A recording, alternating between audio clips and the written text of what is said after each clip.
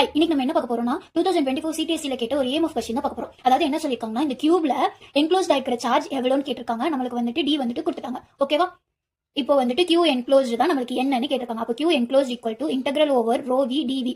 இங்க ஏன் நம்ம வால்யூம் சார்ஜ் எடுத்துருக்கோம்னா, இங்க டென்சிட்டி என்ன கொடுத்துருக்காங்க நம்மளுக்கு AX கூலும் பெர் மீட்டர் கியூப்னு கொடுத்துருக்காங்க. அப்போ cube which is denotes by volume. So அதனால தான் Q enclosed equal to integral over rho V டிவின்னு எடுத்துருக்கோம். அப்போ ரோ வி ஃபார்முலா என்னன்னா del dot D. First rho V கண்டுபிடிக்கிறோம். அப்போ rho V equal to del dot of இங்க என்ன இருக்கு 5x கியூப்னு இருக்கா x.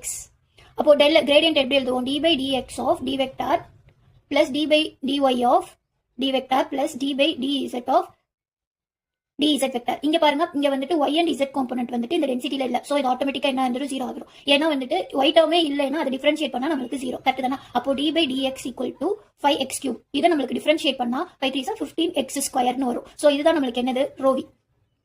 இப்போ வந்துட்டு Q enclosed ஃபார்முலா என்னது integral over V into rho V into dV. அப்போ dV வந்துட்டு நம்மளுக்கு என்னன்னு தெரியும், dx dy dz ன்னு தெரியும். இப்போ லிமிட் வந்துட்டு என்னன்னு நம்மளுக்கு தெரியணும். சோ இப்போ இந்த இதுதான் வந்துட்டு கியூப். இதுல வந்துட்டு என்ன கொடுத்திருக்காங்க, இந்த சைடு வந்துட்டு 2 மீட்டர் சைடு அப்படின்னு கொடுத்திருக்காங்க. அப்போ இதுவும் 2 மீட்டர் இதுவும் 2 மீட்டர் எல்லாமே 2 மீட்டரா. சோ இதை நான் சென்டர்னு எடுத்துக்கிறேன். சென்டர்னு எடுத்துட்டு இப்படி நான் வந்துட்டு ஆக்சஸ் டிரா பண்றேன். ஏன்னா என்ன கொடுத்திருக்காங்க, கியூப் வந்துட்டு ஆரிஜின்ல சென்டர் ஆகுது. அதோட எட்ஜஸ் வந்துட்டு எதுக்கு பேரலா இருக்கும், ஆக்சஸ்க்கு பேரலா இருக்கும். சோ இதுதான் வந்துட்டு எக்ஸ் ஆக்சஸ் உடைய எட்ஜ். சோ இது வந்துட்டு எதுக்கு பேரலா இருக்கு, எக்ஸ் ஆக்சஸ்க்கு பேரலா இருக்கு. இந்த y edge வந்துட்டு y ஆக்சிஸ்க்கு parallel இருக்கு. இந்த z வந்துட்டு z ஆக்சிஸ்க்கு parallel இருக்கு.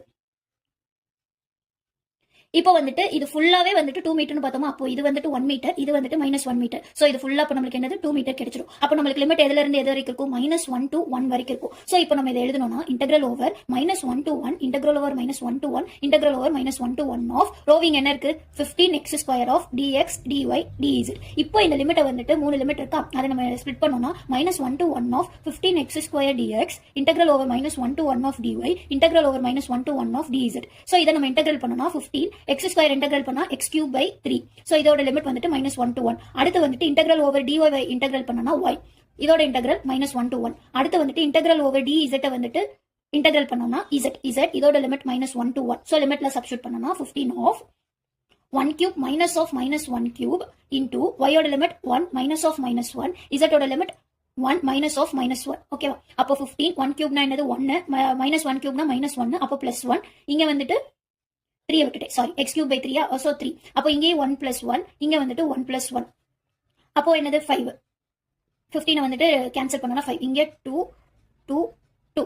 அப்போ இங்க என்ன வரும் 5 of 8 which is equal to 40 coulomb. So இந்த क्वेश्चनக்கு கரெக்ட்டான ஆன்சர் என்ன பாத்தீங்கன்னா 40 coulomb. இந்த கான்செப்ட் உங்களுக்கு புரிஞ்சிருந்துச்சுனா PK learning ஃபாலோ பண்ணிக்கோங்க. Tata bye.